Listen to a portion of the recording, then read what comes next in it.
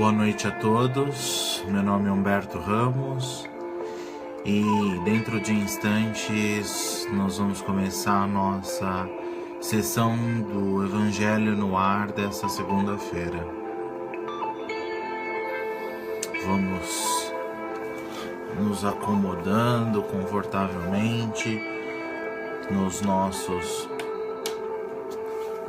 lugares, vamos serenando as nossas mentes, vamos já nos tranquilizando, entrando nessa sintonia para que nós possamos juntos entrar nessa vibração do Evangelho. Mais um minutinho para as 9 horas da noite e nós já poderemos começar.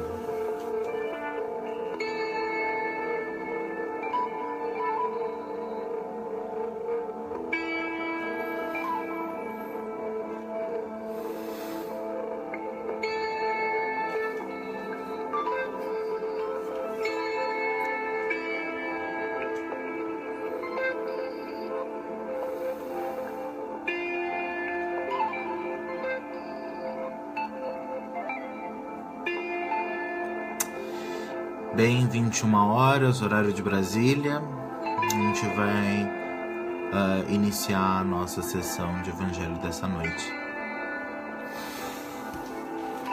Então vamos nos acomodando confortavelmente nos nossos lugares, escutando essa canção, essa música, essa melodia, e vamos buscando a concentração necessária para que possamos elevar os nossos pensamentos até Deus, a Jesus, nosso Mestre amado, sentindo as benfazejas que a espiritualidade amiga nos oferece tão amorosamente nesta noite de hoje. Vamos agradecendo a Deus e cumprimentando os amigos que conosco já se encontram aqui presentes, para que possamos, juntos, envolvidos por esse sentimento, por essa boa energia, abrir os nossos corações para os conhecimentos e as orientações do Evangelho dessa noite. E assim, agradecidos pela oportunidade, é que damos por iniciado o nosso Evangelho desta segunda-feira.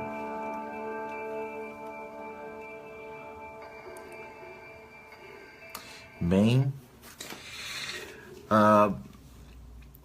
boa noite a todos que estão presentes. Hoje a gente vai começar o nosso Evangelho, como sempre, abrindo aleatoriamente o livro O Evangelho segundo o Espiritismo, o terceiro livro da obra kardeciana, para que a gente possa começar o nosso Evangelho.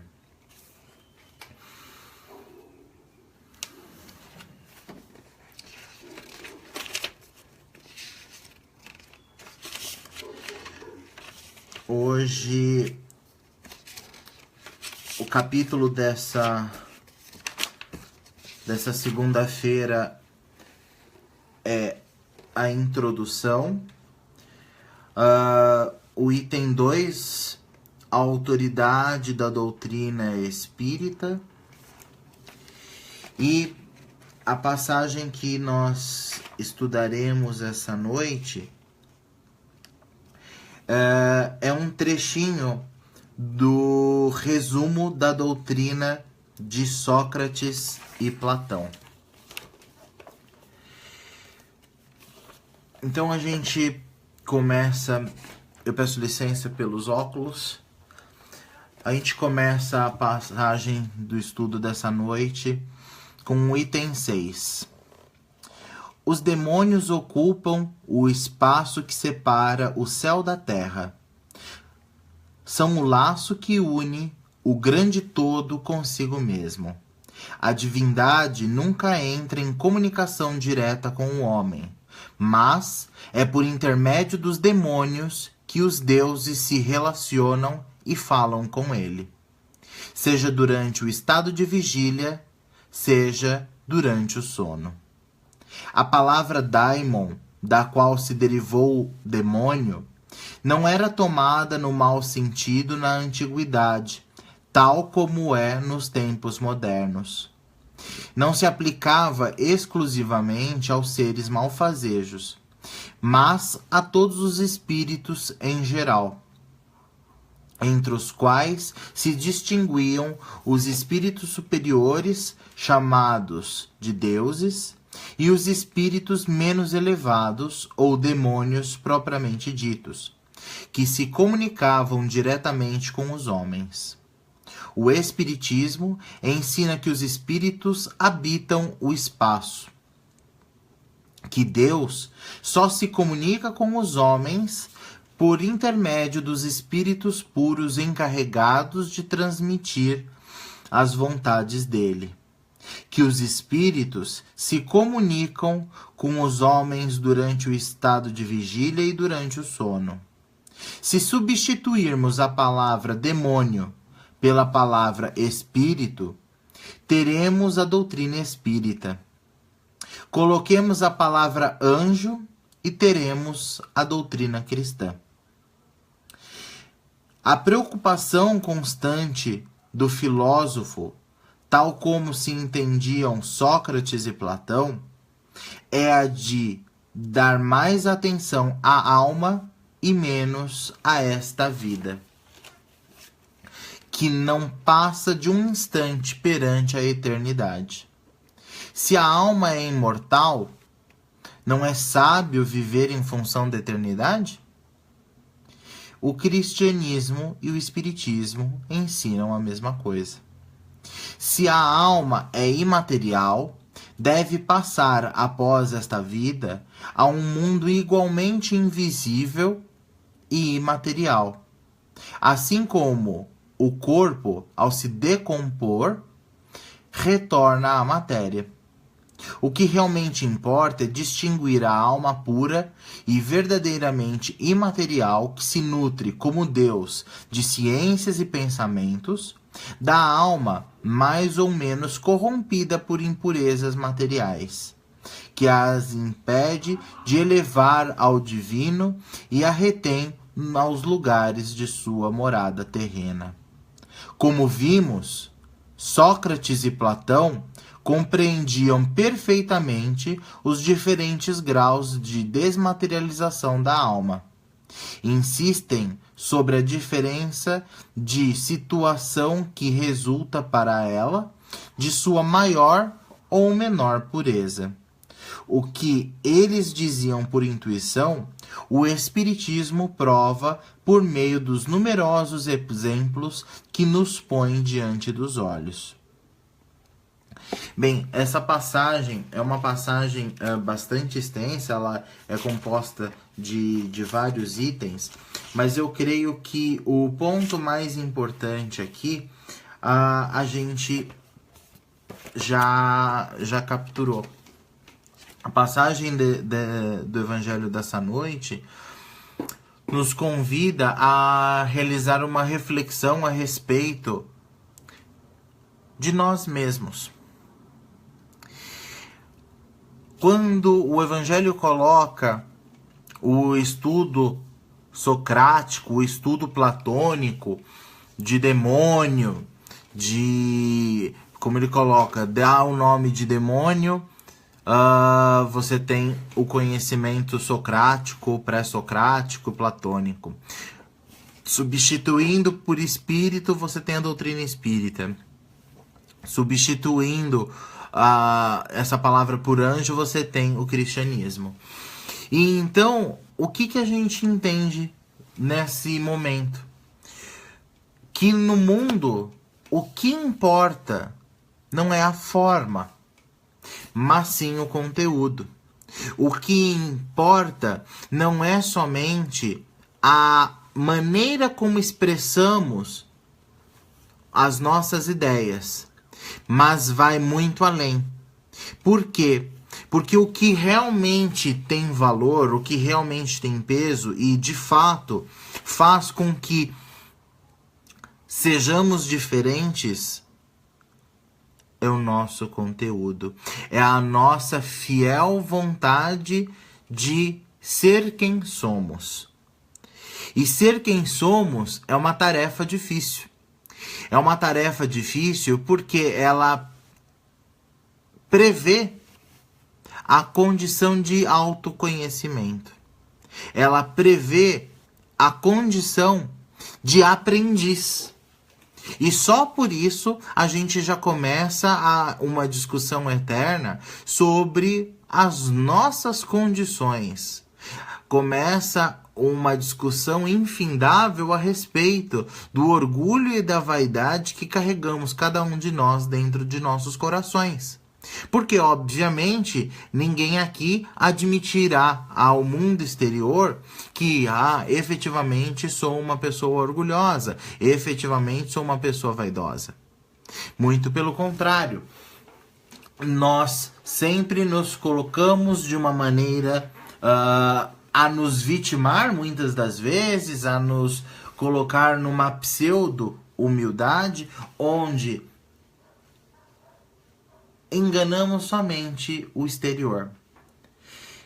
E quem efetivamente nós precisamos prestar contas é a nossa própria consciência, a qual não podemos enganar. Então, quando o Evangelho faz esse comentário, o Evangelho está nos fazendo a reflexão de que podemos usar as palavras que queiramos. Aqui chamamos de doutrina espírita, ali chamamos de teorias gregas da filosofia clássica, acolá chamamos de cristianismo, mas tudo isso são apenas rótulos. Rótulos que utilizamos como recurso da materialidade para classificar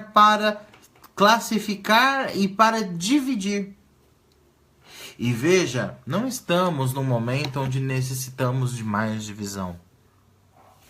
Necessitamos diariamente de união. E essa união só acontecerá quando, de fato, deixarmos de refletir a respeito do externo e passarmos a mirar o interno.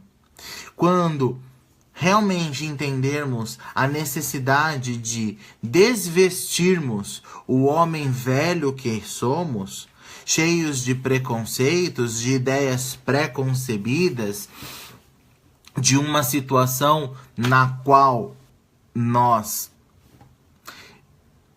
apregoamos uma coisa e praticamos outra.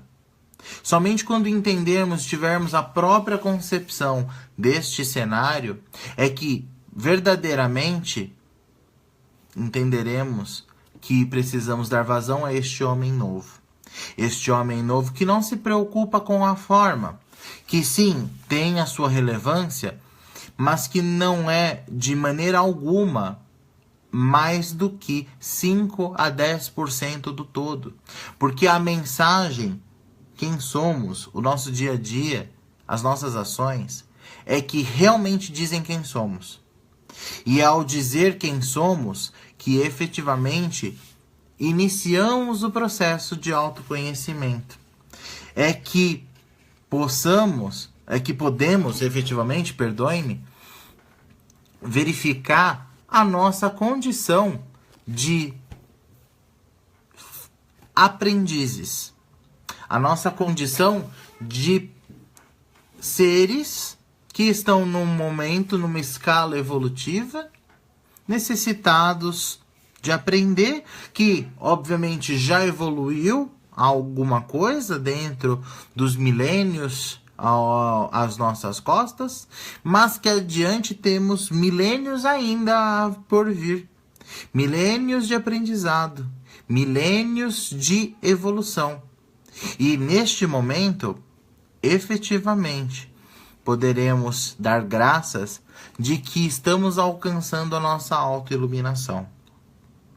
Veja, o objetivo dessa colocação, de modo algum, apesar de utilizarmos o Evangelho segundo o Espiritismo para essas reflexões, de modo algum é de proporcionar a apologia de uma doutrina religiosa de per si, mas sim, utilizando os recursos que temos, refletirmos sobre quem somos e como esta reflexão nos auxilia. Então, aí passamos a entender que quando o Evangelho coloca que a divindade não se comunica com o homem diretamente, é que entendemos que nós, simples grãos de areia, como podemos dialogar com a divindade, abrigando dentro de nós tantas imperfeições, tantos pontos a serem corrigidas, tantas fragilidades, que muitas das vezes negligenciamos. E é então que entendemos efetivamente que é através do trabalho, que é através da luta diária, é através do autoconhecimento e do desafio que impomos a nós mesmos para o desabrochar de uma nova consciência que está a chave libertadora de nossas consciências. A chave libertadora que certamente vai romper com as correntes que ainda nos aprisionam em ciclos e mais ciclos de dor e sofrimento. Ah, mas você pode estar falando, veja, o Evangelho não traz essa lição na noite de hoje. Sim, ele traz. Ele traz quando passamos a não olhar somente as palavras, mas sim o espírito que as palavras têm. E é nesse entendimento que passamos a perceber a nossa existência como uma grande oportunidade de desenvolvimento pessoal, uma grande oportunidade de desenvolvimento coletivo. E é assim que entendemos verdadeiramente que o desenvolvimento pessoal só existe quando, obviamente, passamos a articular, a desenvolver e a estimular o desenvolvimento da coletividade. E é isso a mensagem que o Evangelho segundo o Espiritismo traz essa noite para a nossa discussão. Eu não sei se existe alguém que esteja conectado conosco nessa noite, que gostaria de fazer algum comentário adicional. Caso vocês tenham algum comentário, por favor, escrevam no nosso chat dessa live, do nosso Evangelho no Ar, para que eu possa trazer esses comentários para a nossa discussão dessa noite.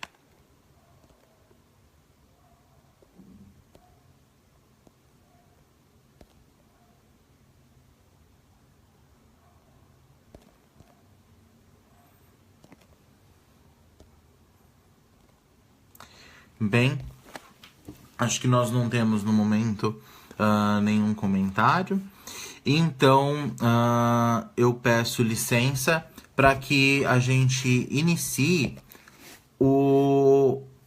a leitura complementar dessa noite. Como eu comentei, a leitura complementar é realizada nessas sessões com o livro Jesus no Lar, psicografado pelo médium Francisco Cândido Xavier, o Chico Xavier, pelo espírito de Neio Lúcio.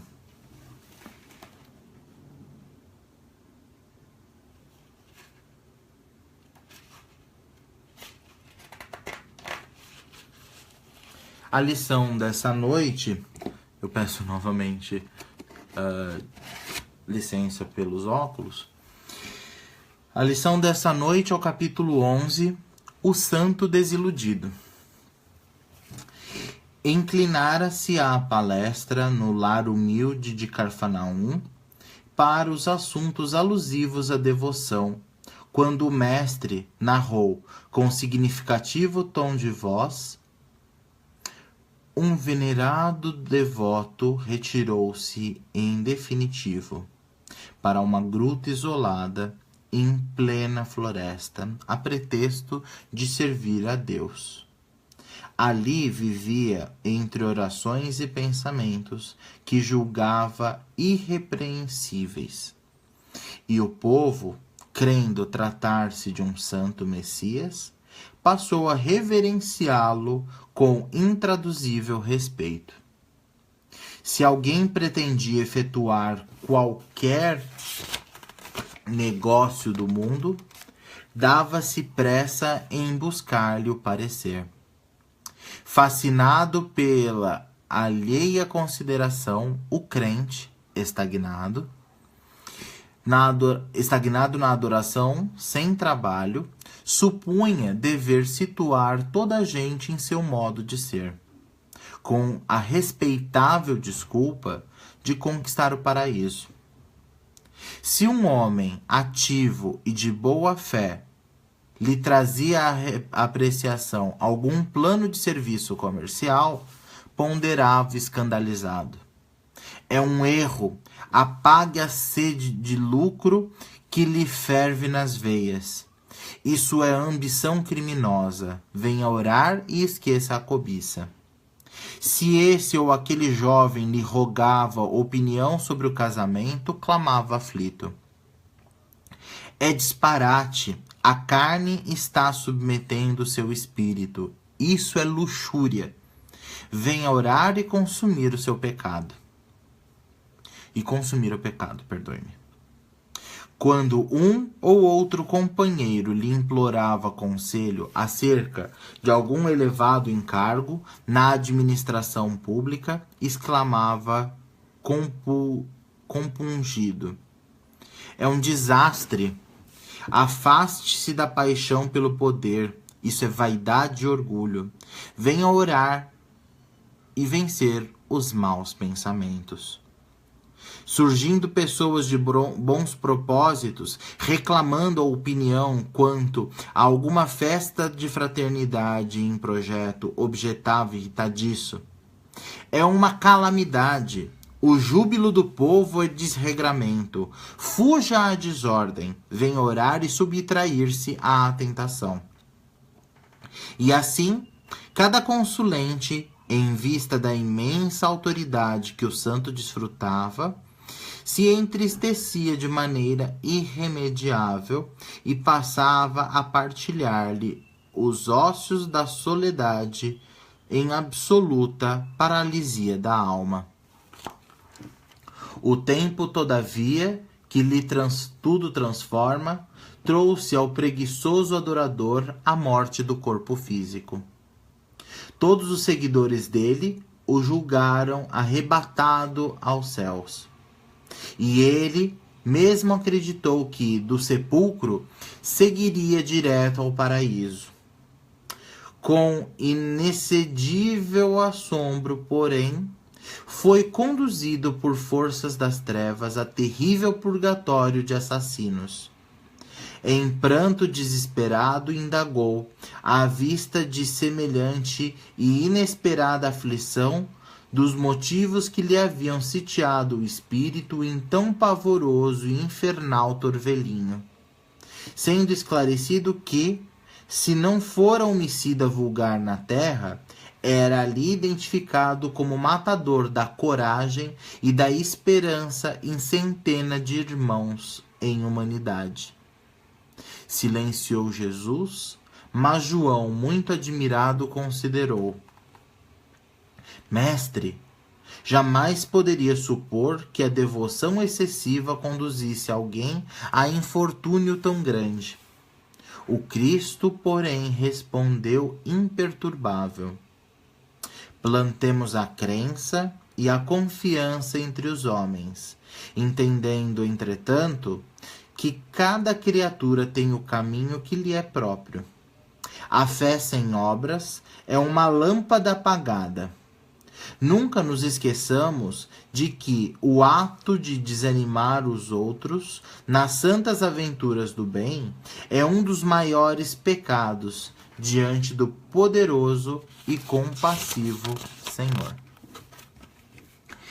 É gracioso como o evangelho dessa noite ele vem complementar, a leitura complementar vem complementar o evangelho dessa noite. Quando nós comentamos que o que nos importa efetivamente na seara da vida não é, de modo algum, a experiência exterior, mas sim aquilo que abrigamos em nosso coração, aquilo que praticamos em nosso dia a dia. Não adianta que nos afastemos do pecado a título de que, nos afastando da tentação, é que herdaremos o reino dos céus. Muito pelo contrário.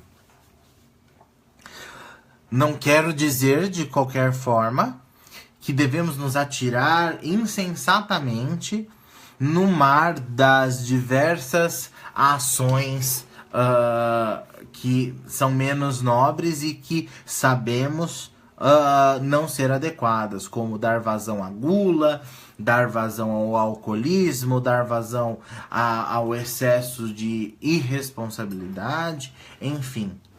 Não é isso que a colocação traz hoje. A colocação é: precisamos conviver como seres que somos, para que aprendamos no local onde estamos a servir a Deus na figura do semelhante. Ah, mas eu não acredito em Deus. Mas que possamos, então, na figura da nossa conduta, da nossa condição pessoal, que possamos nós, então, abarcar aqueles que nos cercam em atitudes minimamente salubres. Que possamos, então, esclarecidamente, trabalhar para que possamos, ao viver a vida normal que cada um de nós tem, cheio das atribulações do dia a dia, do trabalho, do corre-corre na vida, da vida pessoal, nos lares, nas casas de cada um, na vida amorosa, enfim, que possamos efetivamente trabalhar nesse campo verdadeiro do que somos. E através do dia a dia, através da luta diária para nos tornarmos pessoas melhores, através do entendimento de que somente quando damos o devido valor aos valores interiores, à conduta interior, aquilo que somos e não aquilo que temos, é que efetivamente nos transformaremos em seres melhores. Então, o evangelho dessa noite nos convida duplamente a experimentarmos a vida como ela é, sem, contudo, não viver de exterioridades, vivermos o nosso interior, vivermos aqui o mundo que nos cerca, porém lembrando sempre quem nós somos e filhos de quem somos, e, se não acreditamos nisso, lembrarmos-nos de que somos responsáveis pelo equilíbrio das nossas próprias energias. Somos responsáveis de forma absoluta das nossas escolhas, da energia com quem alimentamos a nossa alma. Ora, se somos tão responsáveis por nossos atos, devemos nos lembrar que é através da nossa conduta que experienciamos boas coisas. Que quero dizer, se queremos viver num lar limpo, não adianta que desejemos que o lar se limpe automaticamente. É impossível. Temos que trabalhar, temos que pôr ordem, pôr organização. Então, ora, viver o exterior sem viver o interior é contraproducente, porque estamos vivendo para o palco, mas deixando de viver para nós mesmos. Então o convite é que tenhamos a convicção de que é fundamental a vida interior, é fundamental o cultivo de bons comportamentos, não porque Deus assim o quer, não porque Deus vai me castigar, não porque eu não quero ir para o inferno, não.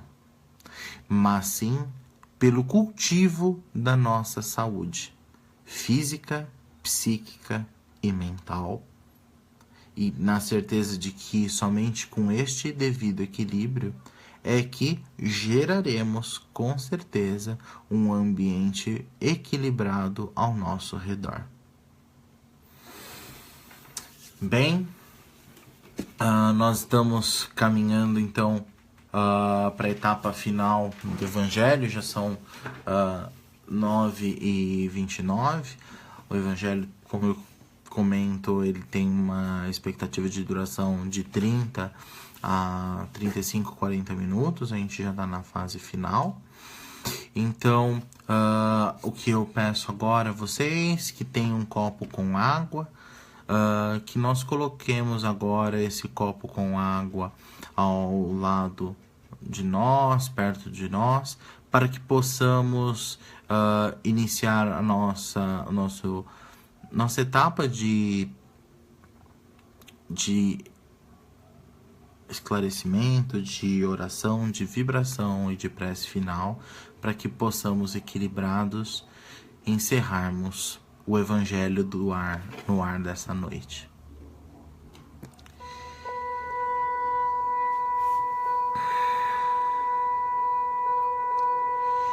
E assim, Senhor, agradecidos pela oportunidade de, nesta noite, estudarmos o Teu Evangelho, de estudarmos a filosofia, não com uma fé cega, mas com uma fé raciocinada, reflexiva, e que certamente faz com que ponderemos quem somos, onde estamos e para onde queremos ir.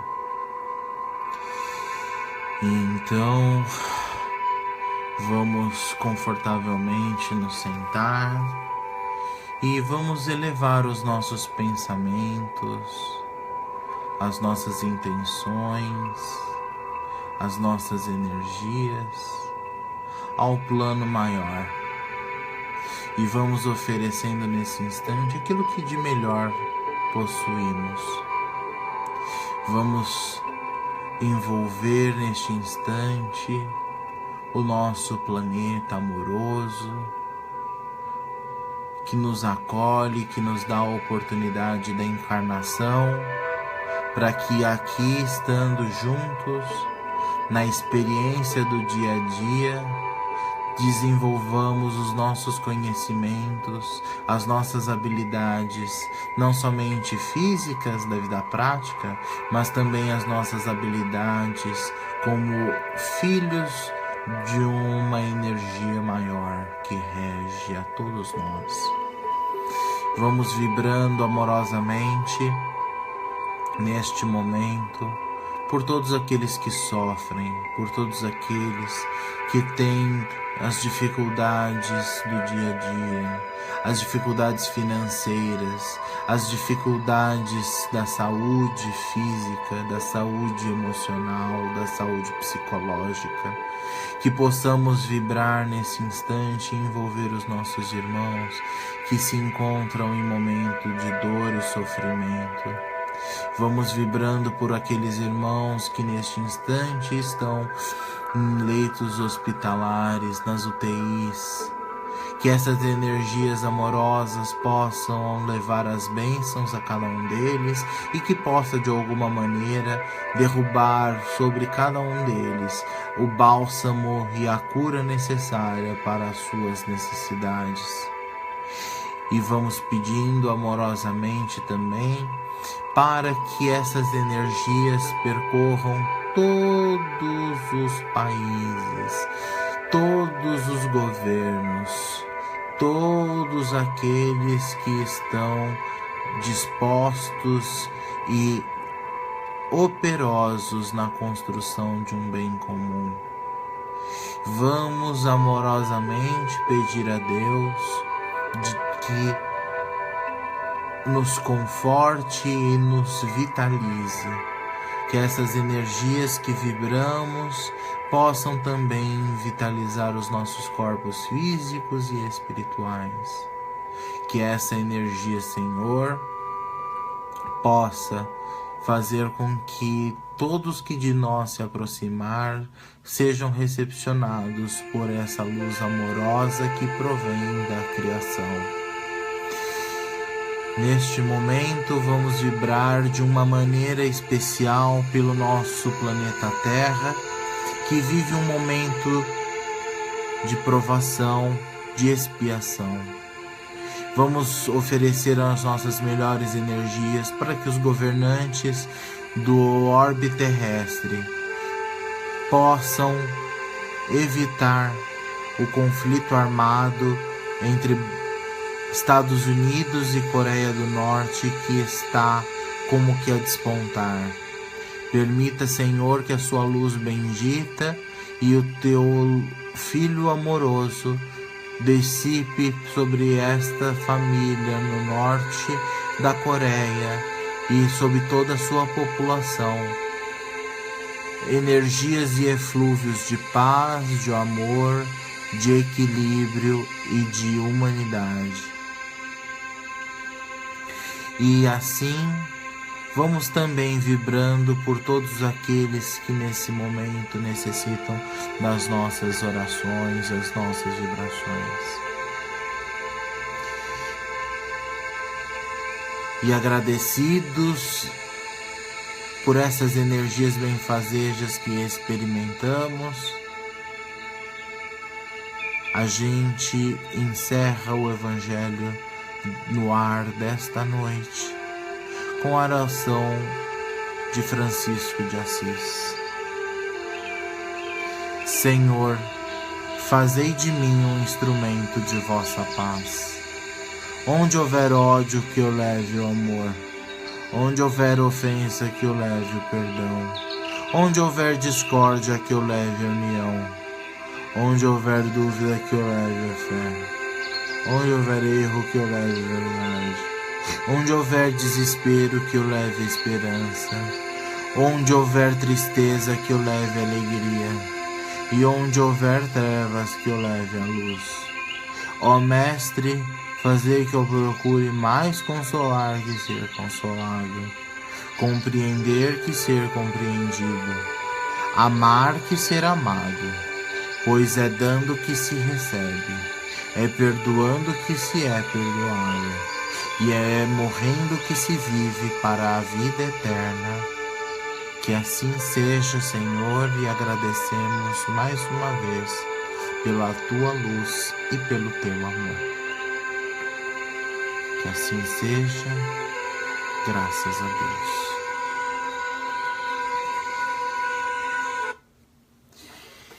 Agradeço a todos que estiveram presentes na nossa sessão de Evangelho no ar desta segunda-feira. Que essas boas energias nos acompanhem hoje e por todo sempre. Um abraço, pessoal. Até logo.